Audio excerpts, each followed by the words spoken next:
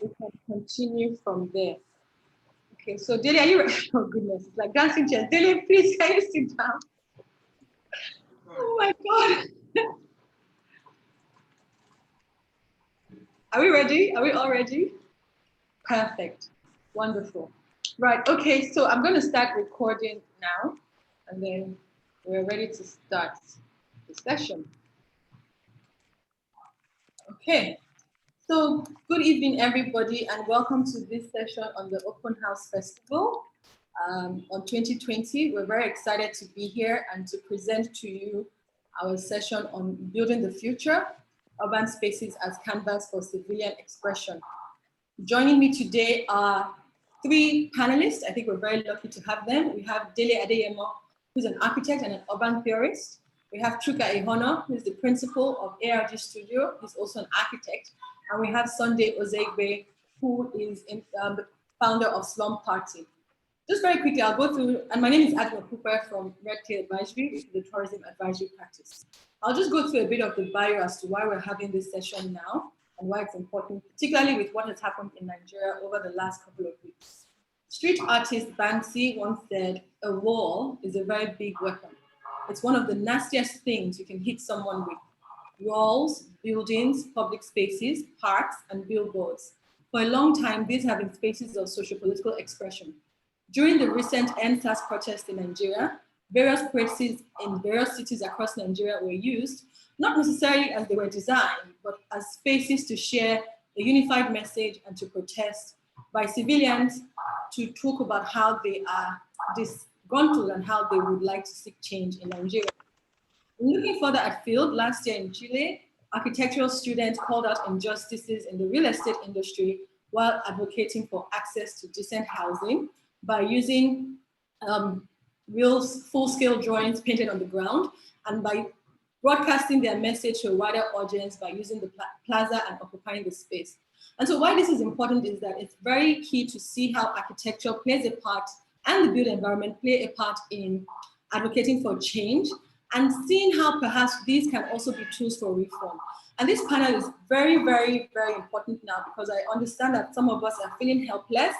You know, we want change, but we don't know how to achieve that change. And it feels like, you know, we're helpless and hopeless because we can't change, we can't actualize the change we want as quickly as we want it. And so I hope that, or it is our hope that by the end of this session, it will give us some tools to understand that no matter where you are, there are spaces and forms of expression and there are tools that are at our disposal to give us some level of agency that we can be agents of the change that we seek. So it's a very short session, well, 45 minutes, and then we'll have such time for questions later on. So before I start, I would like to introduce my panelists, and I will start with Dele. Dele is an architect, he's a creative director, and he's an urban theorist. His creative practice and research interrogate the underlying drivers in the production of space, locating them in the racializing logic of logistical processes that orchestrate planetary patterns of life. He's presented projects internationally, including the Venice Architectural Biennale, the World Design Capital. In 2019, he was also part of the Lagos Biennial, where he curated and produced Black Horizon with the artist Hermes Chibreze Iyele, and looked at, Black Horizon was a short film and performance looking at Oronshoke as a community, which is at the edge of the Lagos Lagoon. Right now, Dele is a PhD candidate in the Center for Research Architecture at Goldsmiths, University of London. He's also a fellow of the Het-Nieuwe, I can't pronounce it, is this the correct pronunciation? Het-Nieuwe Institute in Rotterdam, and the recipient of the Canadian Center for Architecture and Andrew Mellon Research Grant. He leads an architectural design studio with Ibiye Camp and Damso Randolph at the Royal College of Arts in London. Welcome, Dele, to this session. Hi, it's a pleasure to be with you. Thank you. My next panelist is Chuka Ihono, who studied architecture at University College London and the Architectural Association School London. He worked at Godwin and Hopewood in Lagos before setting up the design firm ARG Studio in 1994. He also heads a product design company, CI Studio. He's on the board of trustees of Open House Lagos, where he's the chairman, and he's a member of Legacy 1995. He runs 9H Design Talk, which holds a monthly design event in Lagos. Chuka has always had a deep-seated desire to explore ways to raise architectural awareness in Nigeria, to promote the growth of critical design thinking, and provide a platform for creatives to engage and collaborate. He enjoys designing furniture and fittings, and is currently sorting out copyright issues. And he'll talk more about that later. So welcome to this session, Chuka. Thank you. And my final panelist is Ozegbe Sunday Obiajulu. He's popularly known as Valu, and he's a dancer, he's a choreographer, he's an artist, he's a writer, he's an activist, a curator, and a community organizer. He is the convener of the renowned community event tagged Slum Party, and he's the artistic director of Innovate Dance House and the convener of Artists, a time to gathering of artists at various spaces in Lagos. He received his training from Q Dance Center Ikoyi under the tutelage of Kudus Onikeku, amongst countless workshops and open classes by various masters of the arts.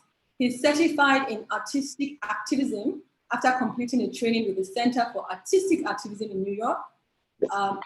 Well, based in New York, but this was in Conakry, Guinea in 2017. He has also worked in various parts of the world at festivals in Lagos, Abuja, Conakry, Accra, Ouagadougou, and lots more. And he also created the widely acclaimed dance piece, Ijo Agba, and uses dancing as a tool for societal change in his Oronshoki community. So we have two people that are very tied to the Oronshoki community here. Valu believes strongly in using dance to positively affect change in his immediate environment while speaking truth to power when necessary. Wow. So good afternoon, gentlemen. It's an honor to have you here. I feel very honored to have architects, urban theorists, and also activists here on this session with us. And so very quickly, without much ado, I've gone through the introductions. We'll ask you a few questions each before I open it up to our audience to ask us questions. And I'm really going to start with you, Delia, because when we hear about civilian expression, what does it mean, and how is this different from other forms of expression? Yeah, I find the question fascinating in the way it's phrased, because perhaps it's the hauntings of a militarization of public space, but this idea of the civilian conjures military. It's not an expression that I would use personally, but I do find it fascinating. In the quote that you read from Banksy, using the wall as a weapon, I guess the civic space does become a space weaponized by the public, or has the potential to weaponize civic space through cultural expression. But when you read that quote, I thought of Fella's famous quote, of course, which is "Music is the weapon."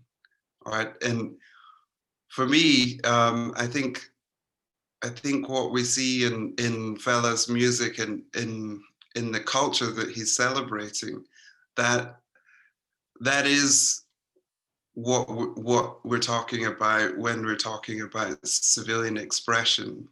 It is that potential of the street, or what might also be classed as like slum cultures, that creativity that's being produced, that has the potential to speak truth to power, as we heard in Sunday's profile.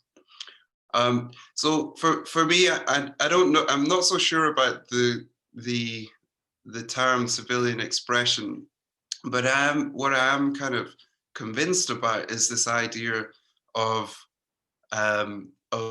cultures of the street, cultures from the ground up, and this is something that I guess really comes through in the quote of Fella when discussing music as the weapon to drive the masses, right? That's what That's what he understood.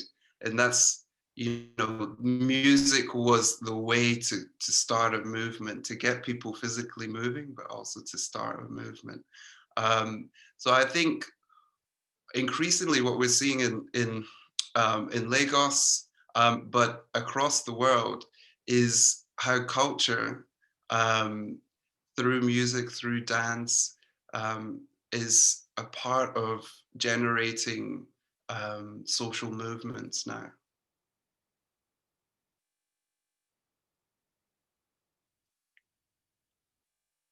Everyone seems to have frozen. Adun? She's listening very attentively or around it, of course. But in terms of this idea of culture as a movement of political expression, I guess we see that in this idea of joyful protest, So it's something that I've seen a lot from afar through social media, looking at the End SARS campaign. Is this idea that protest doesn't have to be violent, it doesn't have to be confrontational, it doesn't have to be something that's hard and laborious. It can be something that brings communities together and is joyful and is full of music and song and dance. And that was something that really struck me watching Valu and following him and the guys from Oroshoki on social media. And yeah, so I think there's something really special and something incredibly exciting about this new generation of young people who are finding a voice and finding a form of expression politically, but finding that through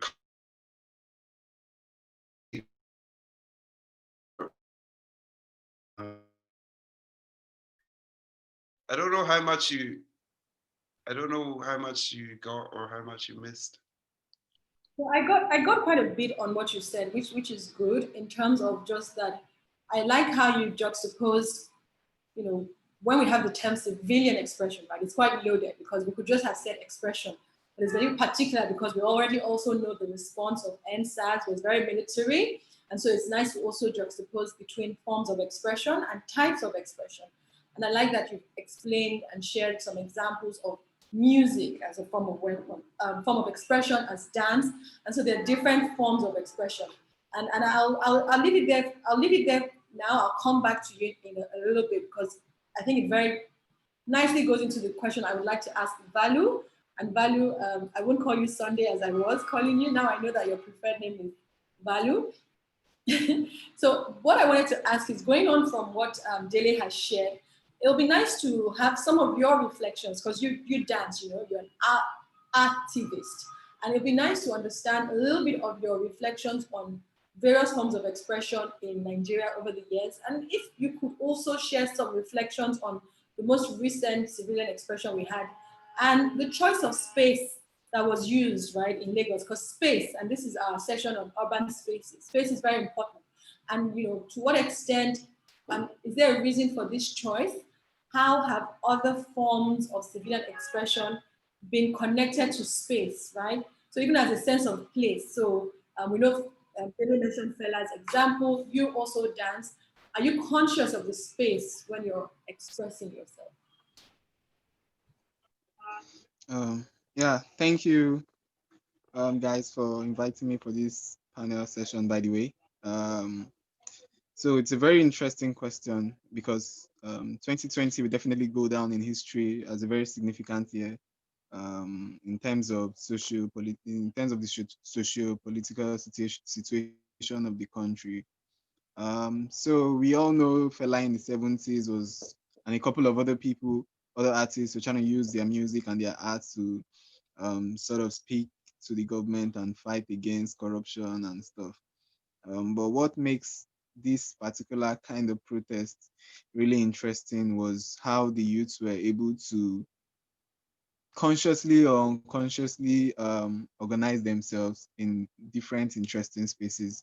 So it started with the Fouls and Runtown protest at Lekki and I'm on the island, and I'm sure they did not plan they were going to block the toll gates.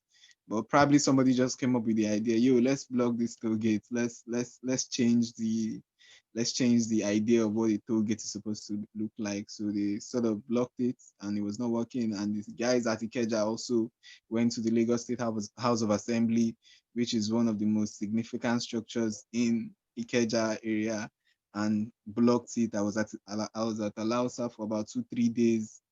So going to Tollgate and coming back to Alausa, I was like, yo, these guys did not even need to protest. Like the mere fact that they blocked these two major places in Lagos, myself and a couple of other good people in Oworo, Agbagada community immediately went to block Third Milan Bridge. We did not even need to protest much. Everybody knew we were talking about the NSAS thing, and it was the same for even states, all of us, states in the country as well. Youths were going to block really, really significant spaces in their own states. Okay, you stopped recording. Okay, let me just quickly fix my gimbal. Yeah, so on seeing our fellow youths blocking the toll gates and blocking the Lagos State house at Ikeja, it was just natural for us to use the major space in our own community, which is Third Milan Bridge. So we blocked Third Milan Bridge. The youth from Bagada blocked Bagada Expressway. I was part of that as well.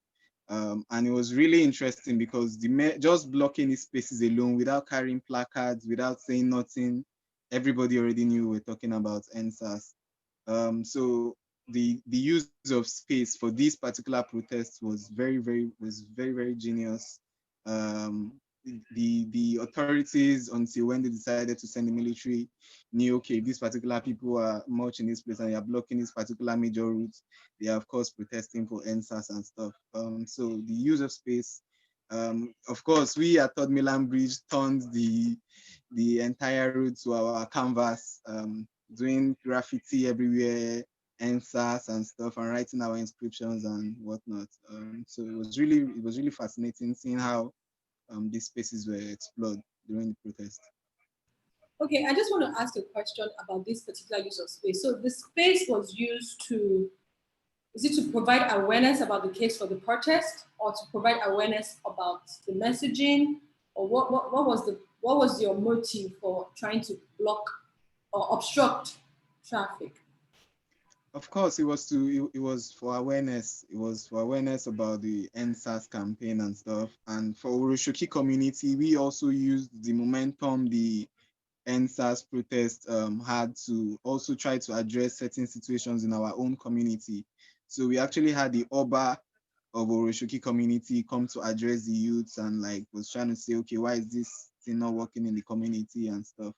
But for blocking the Third Milan Bridge, it was majorly to cause awareness that, okay, we are also adding our voice as youths in Ururu, Bagada, Bariga area that no to SAS operatives. Thank you. And I'll still stay with you, Balu, because part of this is also to show that sometimes we always think that what we're seeing is new and it's the first time it's happening. But it has happened several times. We've had other protests in Lagos and also across the country. Could you share some of your reflections on some other protests? I don't know if you're aware of any other protests that have happened. You know, we've had several protests, you know, even like and it's always tied to politics, right? You know, and can you share some of your reflections and some of the spaces that have been used for this type of protest or civilian expression? Because not every time that is protesting, sometimes it's about expressing a desire or expressing a wish.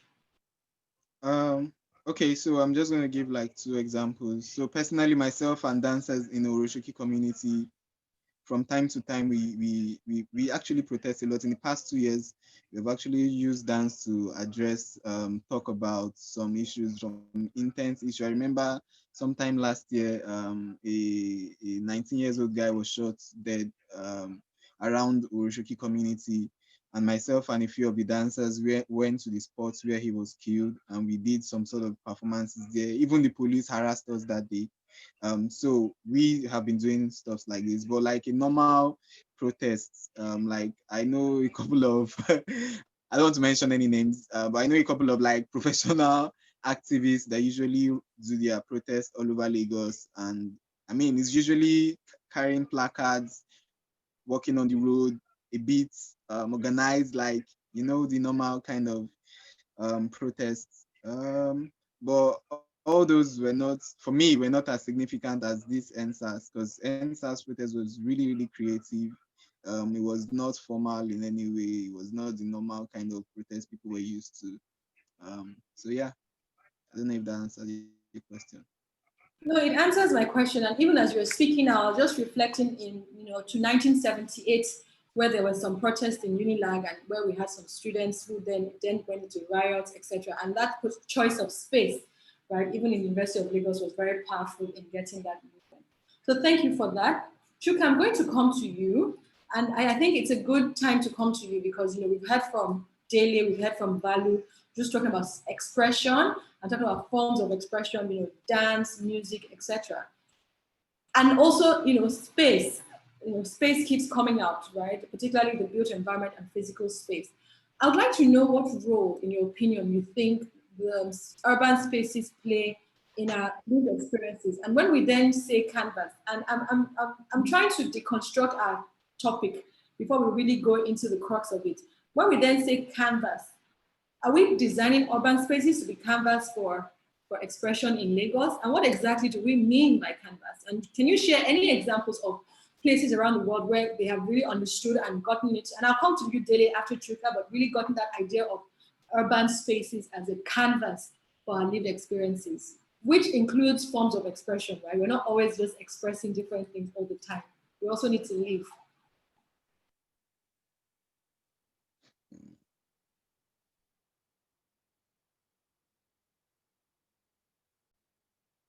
Because the connection is a bit unstable, I think, for the laptop.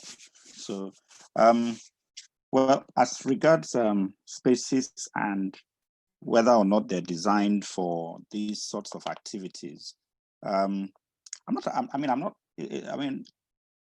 don't design spaces for expression, really, unless they're told to. So spaces become meaningful as a way to express something, protest or whatever, based on many other considerations, which I don't believe the architect actually started with. I was listening to Sunday speaking. Sorry, Balu, right? Balu, hi. I was listening to him speaking, and the thing is, why did they choose toll gate? I felt that basically tollgate was chosen so that they could disturb traffic as much as possible. And why? Traffic is obviously one of the best ways to obstruct Lagos, or disrupt Lagos. If you want to disrupt Lagos, just do something to traffic, and you will get your value for your bucks. And tollgate is a perfect one. Now it turned out that there's all this talk about tollgate being owned by an ex-governor of Lagos State. But maybe I would rather say maybe this ex-governor has a lot of interest in tollgate. So it's sort of turned around where they're now saying, well, your disturbance is not just Lagos and the traffic. You're now disturbing the money flow of some very powerful people. And so all of a sudden, the whole thing changed. So we don't know whether the soldiers were sent in because money was being lost or because Lagos had come to a standstill, or both. Whichever way, the toll gate was not designed for these purposes, but it assumed it because of what had happened. And I think the youth have a way of choosing what they want as their main point of disruption. And they chose the toll gate. Notice that it was actually very easy for them to choose Alausa because that's just government. So it's so obvious to anybody to go and block the government place and make sure you're seen. The governor, if he's coming to work, will see you. Commissioners will all see you. But toll gate is a very funny one because it's not it's so abstract actually that one wonders how they chose it. But I think it was a very good choice in the end. And I also think that accidents happen. That toll gate has become the symbol of NSAS. It's good that toll gate was not designed to have anything to do with protests, but it has assumed that. Places all over the world assume these sorts of things. Sometimes you designate a place like Speaker's Corner on Hyde Park, and then people appear there because it has been designated, even though I can't actually say that there's anything spiritual about that position in Hyde Park to be the place to go and talk. But it has been chosen and it's working. Same thing, tollgate has been chosen. So who knows what's going to happen now with tollgate? It's going to become a point of, perhaps it's going to become a point of these sorts of things for a long, long time. There's talk of renaming it in memory of these people, and all that. So maybe now it has assumed that position. But the architects did not design for that, or the urban planners in this case. But that's also my question. Perhaps is it because there was no other place to go? We talk about the dearth of public spaces in Lagos. We talk about the dearth of spaces for expression. So perhaps was it something that this is the only space that we have that can take all of us? I mean, yes, I understand what Vali was saying about obstructing traffic and trying to create awareness. But is it more a case of the accidental space because there is really a paucity, and therefore, can you reflect on how urban spaces can start to think about multiple, forms of expression? Because I do know that other parts of the world, and I'm not saying we need to replicate them, but we can learn. Really try and think of, we have a space for this, we have a space for that, we have public spaces where people can come, we have town halls, we have these spaces. But here it's almost like you have to occupy because nothing is there for you. Yeah. I think that's a very important point. Yes, there's nowhere to go. There are no parks. There are no public spaces. I remember the Occupy Nigeria, I think, and we were in Falamo roundabout, which was just about the only place that we could occupy there. Funny because now Lekki is such a large place, and it's the place where a lot of there's a growing class of Nigerians that are in Lekki. Sorry to become very class conscious, but there's a growing class of a certain type of people that are in Lekki now. They're young, they're moving up, they're getting more, not more sensible, sorry, that's very silly. They're getting more, they want to take charge of their own lives, and they're all in Lekki. So now, Occupy Nigeria in 2012 was in Ikoyi. Now Ikoyi it's not that sort of place anymore. Lekki has taken that. So the Lekki people, who are going to form the bulk of the people on the island anyway, who are going to protest, have chosen their own new location, which is the toll gate. The toll gate is actually the entrance to Lekki, actually, funny enough, in a funny sort of way. And so in essence, they have, perhaps there's a lot more meaning to what has happened in that they blocked the way into Lekki, their own homeland, and they're going to take charge of that place as a sign of the eventual taking over of Nigeria, basically, because that's their aim. It wasn't, SARS was basically the start of the protest, but it's not the end of it, and it's not going to be the main point of the protest. In fact, it has actually been relegated now in importance. It's now about Nigeria, and so I think they occupied their own place. Actually, there was no other place they could have occupied when I think about it. That place is huge. I've always thought it was huge and felt the hugeness of the space. And now I've seen finally what it could be used for. And I'm very happy that it was used for NSAS, But yeah, we need more open spaces.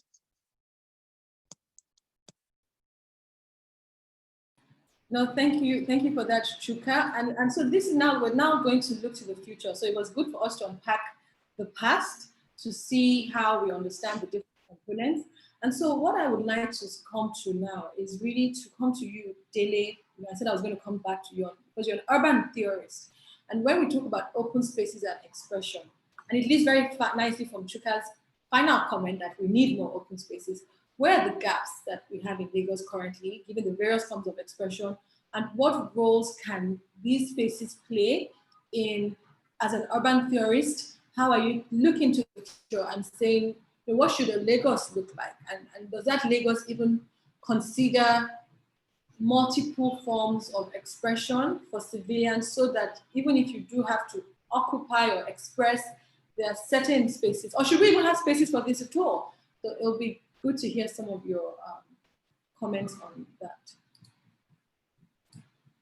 Yeah, I totally agree with Chuka's comments that when architects are designing, they're not necessarily designing spaces for protest.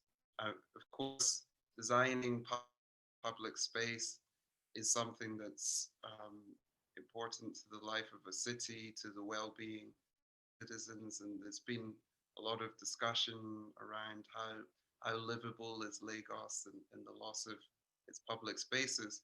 But if you design a space for protest, if you design an area and you say this is your designated area for protest, that I said expression, please. Expression. I'm just trying to. Okay. Yeah. So I think I know you said we're looking to the future, but I think it's important to think of the history of the urban fabric of Lagos. Okay, this Lagos starts off moving from Eko. It becomes essentially a town, a slave port. And we see in Lagos Island the influence of Portuguese architecture and the returnee slaves who helped to build the island. And then, of course, it transitions into the colonial city and of places like Ikoyi. But when we move into the post,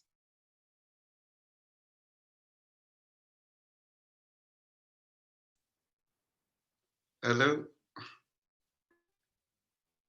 Yeah, we lost you for a bit, so I just turned off my video, but I think it's your reception, but you can continue.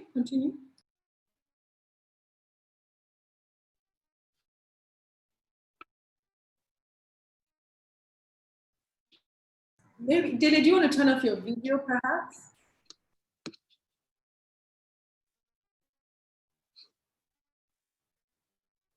Right, we've lost Dele for a bit, so I'm going to go to you Sunday. Value until Dele comes. Oh, he's back. Okay, Dele, go on. Yeah, so I don't know what happened there. But yeah, so I was just talking about like the various historical moments of the evolution of the urban fabric, because we're talking about gap, like you're asking me about gaps, and I was saying, the emergence from being a slave port to a colonial center. And I was just about to move on to discuss like Lagos is the expanded urban fabric that we see today with its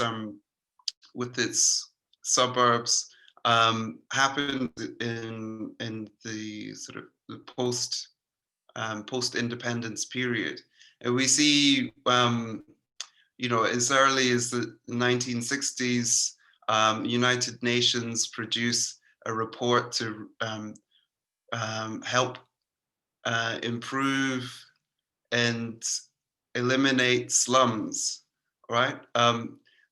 Slums are the idea of slums is that there are spaces that are filling in gaps, right? Spaces of unplanned design and urban expansion. So we see like in a report led by the famous urban planner Otto Königsberger, this plan to eradicate poverty and slums in the city. In the introduction of the roads infrastructures that largely make up and connect the city today. But of course, the culture and life happens within and amongst these infrastructures.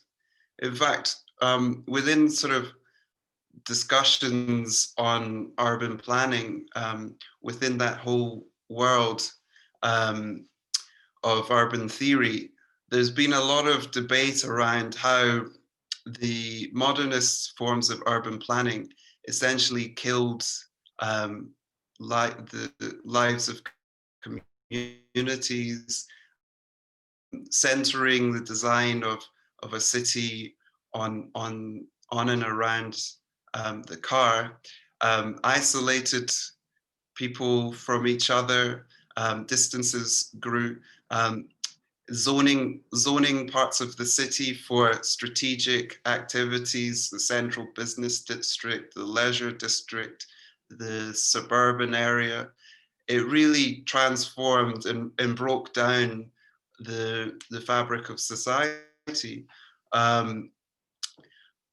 But what we have in Lagos is lives and communities fill in the gaps of these infrastructures. So whereas in the global north, in European cities, we see problems of modernist design. There's been a lot of discussion around how in a city like Lagos, these don't become problems, they become opportunities. So the traffic jams on the highway, they create opportunities for people to exchange and sell goods and so on. But we also see markets, appearing underneath bridges. Essentially, what I'm discussing is we've had in a city like Lagos, we've had various iterations of urban plans produced according to a mindset and a way of thinking that comes from outside, that comes from Europe and the global north. And it's produced an idea of development, right? And this idea of development runs contrary to patterns of living and ways of organizing society within Lagos, within Nigeria, within Africa.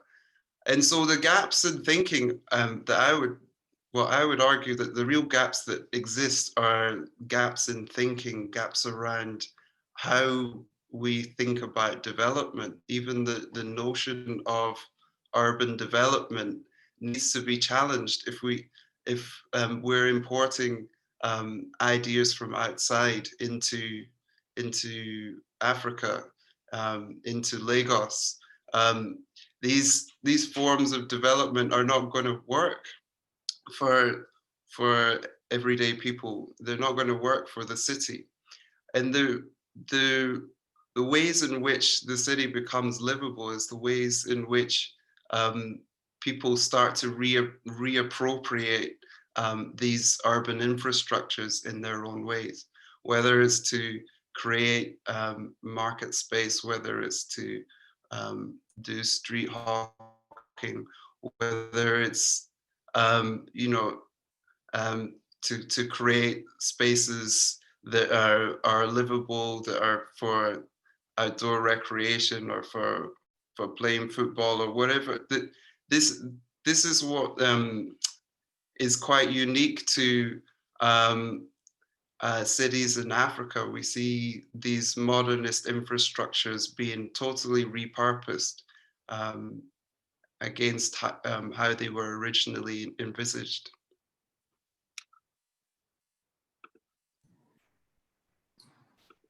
Yeah, thank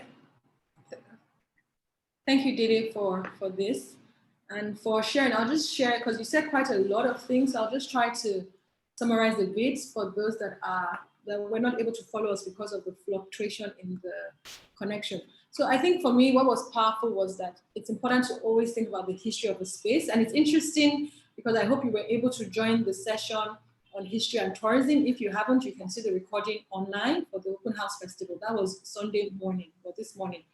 And if we start to look at the history and say, okay, if we want to look into the future, it's good to anchor it in something that has already happened. And I like how you talked about the formation of Lagos and the different, cultures and communities that, and also its point as a point of trade, but also of tension or friction. So can we then be surprised that Lagos has all of these issues now? If we see that, if you depend on what you believe in, and if you think that there's a spirit of a place, what's the spirit of Lagos? And I'll come back to you, Dele, because it would be nice to get some of your reflections on that, and if that plays a part in urban planning and theorization. But I think it was also powerful to hear what you said about, we always talk about this when we talk about what should the urban spaces of Nigeria look like, what should Lagos look like in the future, how can Lagos look more like Lagos as opposed to looking like another part of the world? How do we understand? And that's why that anchoring is powerful, right? Because then it gives that sense of authenticity, such that when people then need to express themselves, they're connected to the space, and it's not seen as too much of a hijacking or too much of an occupation, but more in line with how the lived experiences of the residents and inhabitants of the place is. One thing, and I will come back to you, so if you could please share some reflections on that. The first one is the spirit of Lagos, but also in terms of, yes, we all talk about modern architecture, vernacular architecture, informal spaces, popular spaces. There are so many different labels for this. And it would be good to just have an idea of where the future thinking is, so that if we're saying Lagos for the future, Lagos in 20 years, 2050, now that we're in 2020, everybody's talking about 2050. How do we start closing some of these gaps? Now, Value, I'm coming to you quickly to talk about, as someone whose job is about expression, and you use your body as a form of expression.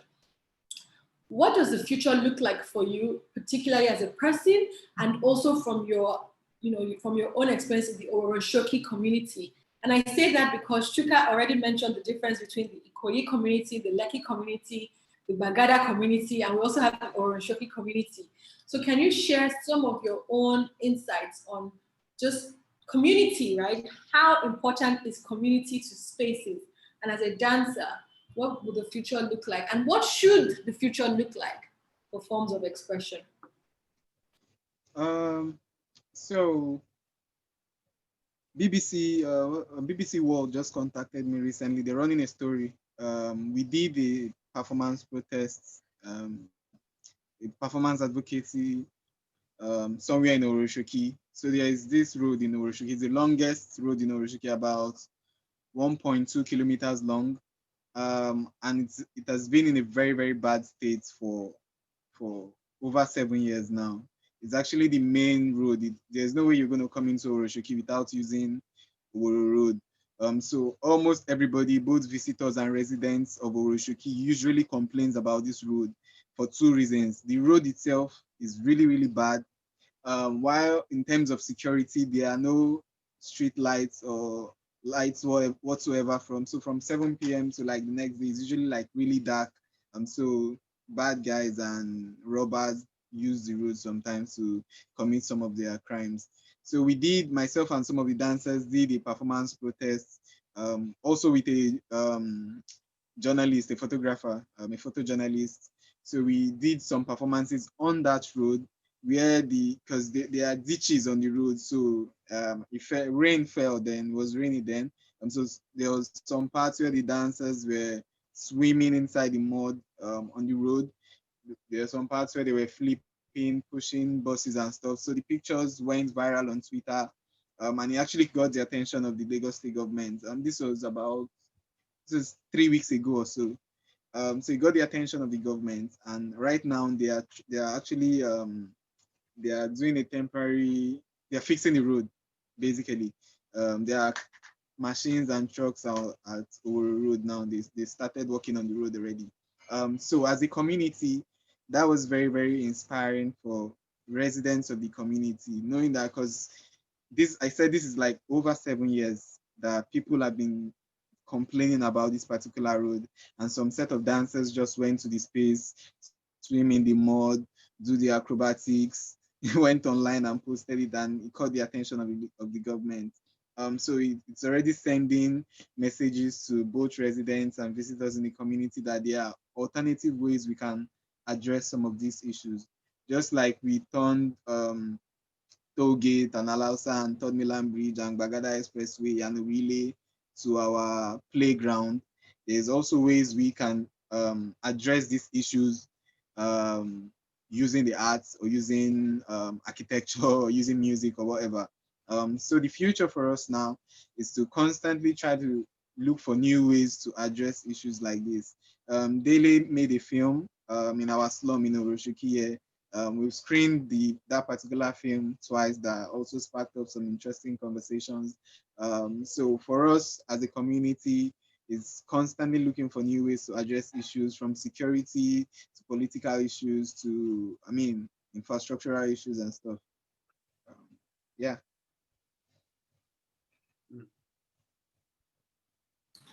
Yeah, thank you for that value. And I think it's important that you mentioned that there have been successes, because that means that you understand that there is some, there's some impact in what you're doing and there's some results from what you're doing. And I feel like that's powerful in certain ways, right? Certain ways is one, it's important to have a clear ask. It's important to know what you're looking for, what you want to change. And it's important to also try and position it to have the most impact so that you can result in change.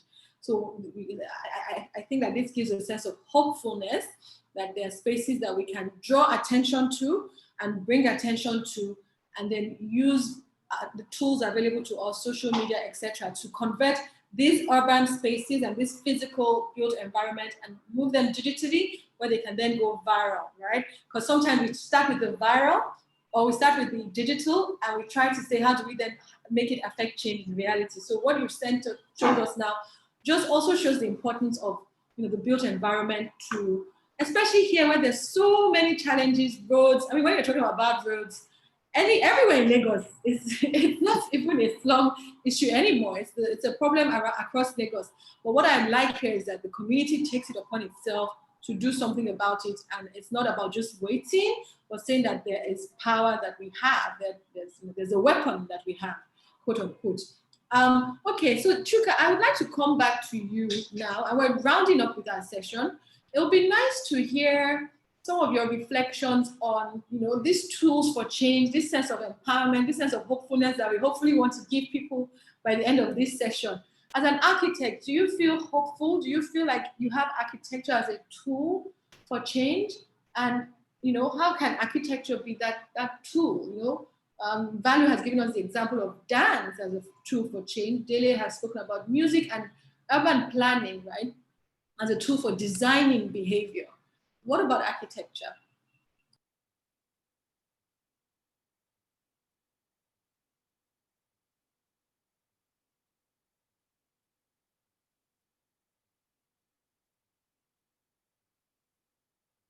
You're on mute. I must have double pressed, like double clicked. Yeah, can you hear me now? Yeah. Okay. I think a lot more falls under the urban planning sort of like space to answer this question than architecture. And so I was listening to what Dele was saying, and he was taking us back to in history, and bringing us to the present, which I had actually more or less totally ignored when we started this conversation today. The historical thing, I was very impressed with Balu's performance angle to it, and then I think he was even more or less wanting to know what the architects have to do, and I'm like, well, everybody wants to know what the architect wants to do about this, and that's the difficult bit. What can the architect do about these sorts of things?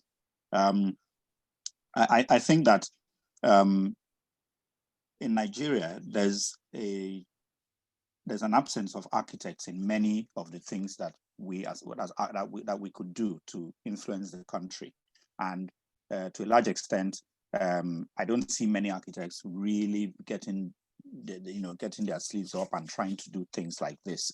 We haven't even sorted out our basic urban planning concepts and premises to even begin to talk about something as specialist, more as what you're saying here now. So I don't see that we're going to get to this sort of thing in a very near future. I think we're still going to end up having accidental spaces appropriated. Goodness, Chuka, I said hopeful, hopeful, hopeful. Oh, well, are we hopeful? Am I hopeful even? I'm not, quite frankly. I do my little bit, you know. I try to mix architecture with the political sphere, with social issues, socio-economic political issues. I've been very interested in that all my life, more or less. So it's not something I would drop. So I think it's just a special case, and I don't know. I think maybe we have to go back to schools of architecture in Nigeria and begin to, you know, teach that these are kind of things architects could do. At the moment, I don't think the architects know that they could do all this. You know, so no, I'm not hopeful, but I think we can change it. And it's like the question you've just asked can be a start. And people here, I mean, Dele, you know, I'm not very conversant with Dele's work, but after this session, I intend to contact him and see, you know, and we need to do more stuff like that. We're not there at all. We haven't started. Thank you for this. And I think that that's part of it as well, is that sometimes we're waiting, and we need to be aware that there's a lot we can do, and there's a lot that can be done even from the little that we have. It doesn't always have to be something on a grand scale, as Value has shown us, and as Dede has shared, and also as Chuka has said. It's actually that consciousness. I think what for me, the protest has been about, which is now transformed, like we said, into or morphed into a reform for Nigeria, is that we have more agency than we think that we have, and that it has really elevated our consciousness of what we are about and what we also need to do to be the change that we seek. So I'm going to round off in a bit. I'm going to put my final questions to the panelists, and I'm going to start with you, Value. So are you hopeful? Maybe that's the first question. Are you hopeful? And if you are, or if you are not, I hope you are, how do we start to demystify this future for residents particularly, but also for inhabitants, visitors, and, you know, who do we look to do some of this building of the future? And I really think that your story on the road is a powerful one to talk about how, you know, the spaces can be changed by expression. So who do we look to? Is it the dancers? Is it the artists? Is it the musicians? Is it the government? Who are you looking towards for the future of Lagos? So first of all, there's hope. There's always hope.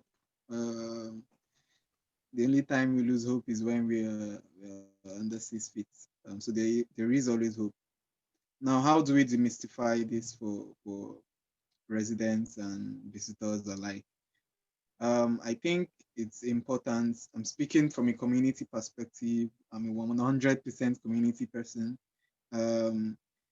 It's important for us to create spaces where locals can have some intense or serious conversations like this.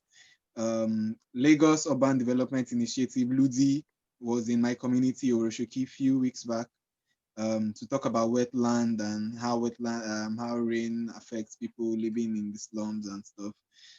There's Dele who did a short film in my community in the slum. The slum party, which we organize, even though it's seen as a party, but it's very, very intentional to use the word party.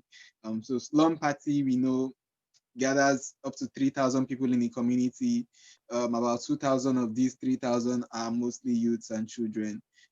So we have a space. We have a space where we usually gather every 3 months. We have a space where we gather 3,000 people in the community, whether we call it a party or a club or whatever. We know 3,000 people are going to be here, and we can change the narrative. We can spark up these conversations. It was very inspiring for them to see, oh, Dele came in from UK last year and came in to show his short film in the slum that was shot in the slum. because there are a lot of people that just come to the community and film or take pictures, and people do not get to see those works and stuff. So spaces or events like Slum Party, we've been able to sort of use events like that to start the conversations. So if it could happen more in other communities, Bariga, Makoko, Egbeda, and all those kind of spaces, I'm sure Slum Party is something that I'm definitely going to speak to the Ludi guys, because I was not really active when it came to the community then. So if we could create spaces like this in these communities where the locals can have real conversations from both infrastructural development to political to social issues and stuff, it will be really nice. And that way we can start giving ourselves hope, and possibly the next valid solutions can come from spaces like that. The NSAS, for instance, has sort of, I mean, it was very, very inspiring for myself as an individual. Like, I was in tears almost every time I went to the protest. Like, see my fellow youths, like they are calling us shaku shaku generation and stuff. So if more movements like that will happen, no matter how small it is, even if it's from small Oroshuki or small Bagada or small Bariga or small Obalinde, I am sure definitely some interesting solutions, some interesting innovations can come from spaces or events like that. So you guys might want to go follow Slum Party on Instagram. There are a lot of interesting stuff that happen at that event. It's not just the party. Yes, no, and I think what you're saying, what you said is very important, because sometimes we feel like, how do we start this thing? You know, you always talk about Oroshoki community. I live in VI. I don't think I can talk about the VI community, right? And so it's important to also say that, how do we even start this sense of community? And then how do we, what are the key ways to start? Now, this is beyond the scope of our session. We'll probably, open house will have to come back to you on that later on, but I think it's something that we need to not take for granted. If you can have a party for 3,000 people to come in a community to start talking, you know, to party, but really to meet, right, and to exchange ideas. The party is really just the label that we give. It's just creating spaces, right, for interaction and mixing. And I'm happy that you're hopeful, because I think that the more hopeful we can be and the more ways we can see things, the more change we can institutionalize and create. So, okay, Dele, very quickly, I'll come to you to then reflect on, given the population density. I mean, we've spoken about Oronshoki, but there's so many other spaces in Lagos, right? And urban spaces. How do we start to craft solutions around this? How do we craft solutions that we can build a community? So if we say, what is the root cause, and that, you know, what is the root cause of issues that we find in terms of these, you know, modern spaces or ghost cities or the lack of community? How do we start to design urban spaces that encourage a community feel? Because when we then see it as that, once it's easy to have community feel, then it should be easy to organize people. And when it's easy to organize people, it makes it easier to then request the changes that you want to happen. Yeah, I mean, this is one of the reasons why I really wanted Balu to join this conversation, because he can say it a lot better than I can. I'm not living in Lagos right now. I have family in Lagos. I have family in Oronshoki, but I don't know what the conditions are on the ground exactly. And too often, cities and places are designed by people who don't know what the conditions are on the ground. And they're, as I described, with the sort of history of the planning of the city, these plans are imposed from above. So I think one way to move forward is, you know, we were talking about what are the gaps. This conversation is exactly what needs to be happening more. How do we design from the perspective of the street? How do we design from the perspective of a slum? We've seen through the protests the slums, and I'm talking about, I mean, the slums are as Valu's describing, they're not slums, they're intense places of community, intense places of creativity, of organization, of other ways of being. So how do we start to design and think from that perspective? To go back to my opening comments, Fella understood that was, the perspective of the street is where the real power lay. The power in Lagos, in Nigeria, in Africa is always with the people. So one way that it's starting to be, let's say, exploited is through infrastructure. And I think it's tremendously exciting now that the community of the street, the youth culture is starting to realize their political agency as well. So using their creative cultures, they're starting to demand change. And they're using, I think increasingly, these cultures becoming more politically aware will start to realize how infrastructures are being put in place to extract value from them.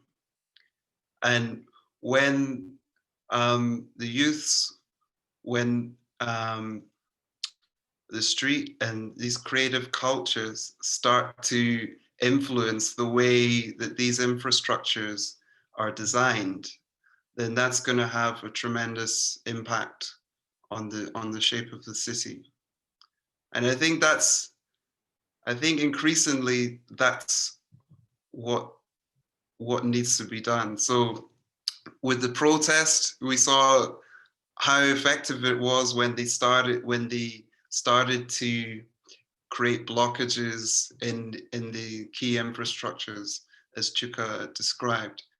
As Sunday was describing earlier, they're starting to use their creative agency to draw attention to key infrastructures within their communities that need to be improved. How do we then take these spontaneous strategies and turn them into strategies for design into the future? I think that comes through integrating those creative activities with the design of future infrastructures. Thank you for that, Dele, and I'm happy to hear that you're also hopeful. And again, what we're leaving us with is that there's a lot happening. There's a lot of activity happening. It's important that as architects, as urbanists, as development people, and as dancers, creative entrepreneurs, it's important that we also observe to see the different, the various elements of things that are happening in our community, and for us to then start to say, how do we then convert these spontaneous accidents or forms of eruptions, and how do we start to, not formalize them, but how do we start to learn from them and use them to almost close the loop to then embed them in how our communities advance? Is that correct?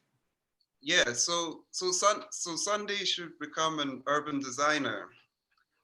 He should be given a role within government, but I don't mean he needs to go do school in urban design. He already knows how the urban needs to be redesigned, right? What we need to expand on is how the infrastructure, we haven't even got into that conversation really about the infrastructure. It is quite complex to start discussing logistical infrastructures and how they're shaping the city. But we can, a simple example is thinking about roads, so people like Balu, they know what the problems are. They know how to improve things. So they need to be integrated in the process of the design. It's not just drawing attention to things that need to be done. It's actually about formalizing it in a certain way without instrumentalizing and without diluting the message.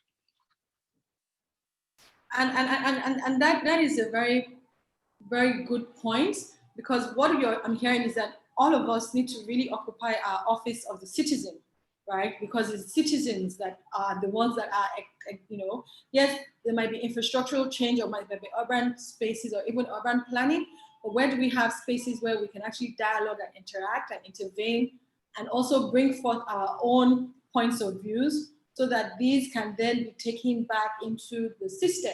So again, Open House Festival, this session is about closed circle, and it's really that closing the loop and saying all these things are happening. How do we bring it back? And how do we, if we have this system, how do we keep bringing things back into the system to expand it, to improve it, to enhance it? And how do more of us, like you said, it's not about going to school and just learning. It's about, using our skills of observation and our insights, and using that to feed back in. And maybe that's another quick conversation. I feel like we have to talk about infrastructure, we have to talk about logistical, and we have to now talk about, how do we start to build systems that can work for us? And the Ozegbe example is a good one, because it's shown that sometimes it doesn't even have to be a formal system. It's just this, if you look at it, it's like from problem identification, creative expression, dancing, spotlighting of the issues and the solution required to the right people, and it closed that, you see, and that's the circle that has been closed. Right, okay, last but not the least, Chuka, because you keep reminding us that you're an architect, which is important. So now, when we talk about building our future, and buildings as important for our future, because yes, we need the public spaces, we need the urban spaces, but really we also need the buildings, because we retire from these urban spaces. These are spaces for movement and flux, and there are other spaces that are important in terms of our buildings. What should these look like in terms of buildings? Especially as we can't talk about an open house without talking about architecture. How do we start to build the future? Where is the future going? And I caveat it because you said you're not hopeful. So guys, please, I hope that you're going to give us some hopefulness from this session, from this answer. Okay, well, I think, design is now getting very advanced. Technology is actually now beginning to influence, it's not influence the way we think, but more like what we deliver, which will then work backwards and begin to influence the way we think, which I think it has started to. I can see the younger generation and the way they think, and I can see how technology is beginning to change their way of thinking. By the way, sorry, I'm talking about architects now, and I know it applies to everybody as well. So in that sense, I see hope that the future will bring something else that will be okay for the future, just as the modernists tried to bring the modernist argument, which Dele, has obviously shown that it didn't fail, but it has brought a lot of disadvantages. They just relied on the motor car, and all that, and now it looks like we're trying to backtrack. But I think every movement will always have a failure aspect to it. It's what happens when you're trying to change and disrupt. So I see that there's hope in the sense that even the way the NSAS was done was a disruption to the way we normally would do things in Nigeria, even by way of protest, the way protests were done. Although there's nothing new, the young have always been protesting. I mean, universities have been the hotbeds of this sorts of things back in the 70s and 80s. So I see hope in that sense of a new language, a new sort of construct that will guide and give us new results and new looks for architecture and the city. But whether we are ready to harness it at the maximum, that's where my hope has not been very strong. And I think that's what I was trying to explain before. So can we rise to the occasion? Because I believe the occasion is there. So there's hope. So you've almost left us with a challenge, really, which is, can we rise to the occasion? Can we see all that is happening around us, and can we use all of that to ride this wave, right, and keep rising as opposed to let the wave crash. So thank you so much for joining us, dear audience. Thank you so much to my panelists for sharing with us your experience. Thank you for also giving us almost like a call to action on how we can really try to build our future in terms of the many things that we can do. I'm seeing that the urban space really is just a manifestation of all the various futures that we seek. So I'll just open up the session now to questions. So if you have a question, please type it in the chat box, or you can raise your hand, and then I can, and also if you can direct it to the actual participant that you want, the actual panelist you want us to put the question forward to. Can I just also end our own session to say that the comments that we have given here and the opinions we have shared here are all individual opinions and do not represent Open House Lagos opinion at all. I think it's important to say that. Should have said it at the beginning, but we'll say it at the close now. So now over to you for questions. Thank you.